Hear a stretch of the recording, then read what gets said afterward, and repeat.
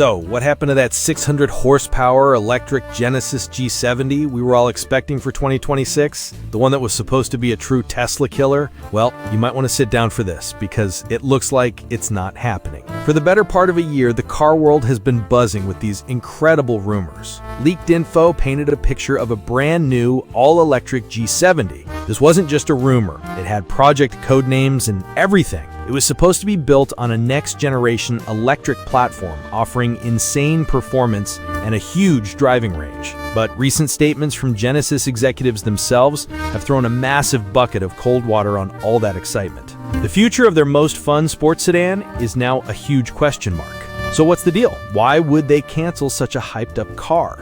It really boils down to one simple, boring word: profitability. Yep, it's all about the money. A top executive at Genesis, Mark Choi, who's in charge of product planning, basically admitted that this type of car is a tough sell. The compact luxury sedan market is super competitive, and the profit margins are really low. He said the brand needs to focus on its bigger, more expensive models like the G80, GV80, and the G90. Those are the cars that are actually making them serious money and building up the brand's prestige. So the small, sporty G70 is getting pushed to the back of the line. And that's a real shame, because the car we were supposed to get sounded amazing. This wasn't just going to be a G70 with batteries swapped in.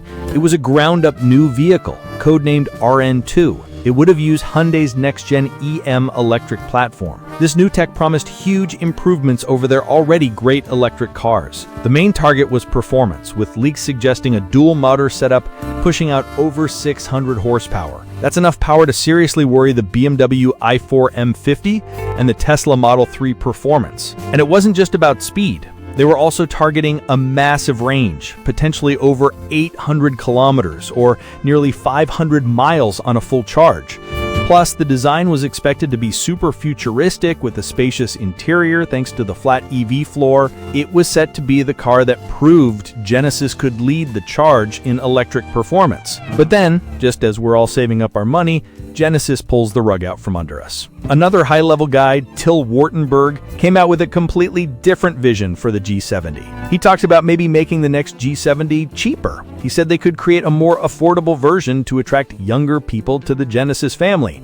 So you have one report talking about a 600 horsepower electric monster and another talking about a more budget-friendly car. They are complete opposites, and it shows that even inside Genesis, they have no idea what to do with this car. This brings us to the big question. What can we actually expect to see in 2026? The simple answer is probably not much. Given all this confusion and debate, it is almost impossible for an all-new redesigned G70 to be ready for 2026. Developing a new car, especially on a new platform, takes years. We would have seen spy shots and official announcements by now if it were really coming. So, if a 2026 Genesis G70 does appear in dealerships, expect it to be a carryover. That means it'll be the same car you can buy today with the 2.5-liter turbo.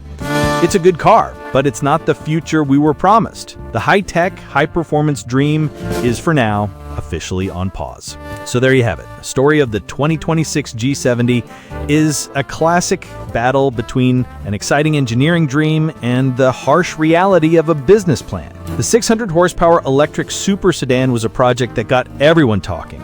But Genesis is a company that needs to make a profit, and they're choosing to focus on their bigger, higher-margin SUVs and sedans. This leaves the G70 in a very weird spot. Will it eventually be reborn as that high-performance EV a few years from now? Will it be redesigned as a more affordable entry-level car to compete with different rivals? Or will Genesis just quietly discontinue it altogether and focus on being a full-on luxury brand? Honestly, it's one of the biggest mysteries in the car world right now, and Genesis is keeping their cards very close to their chest.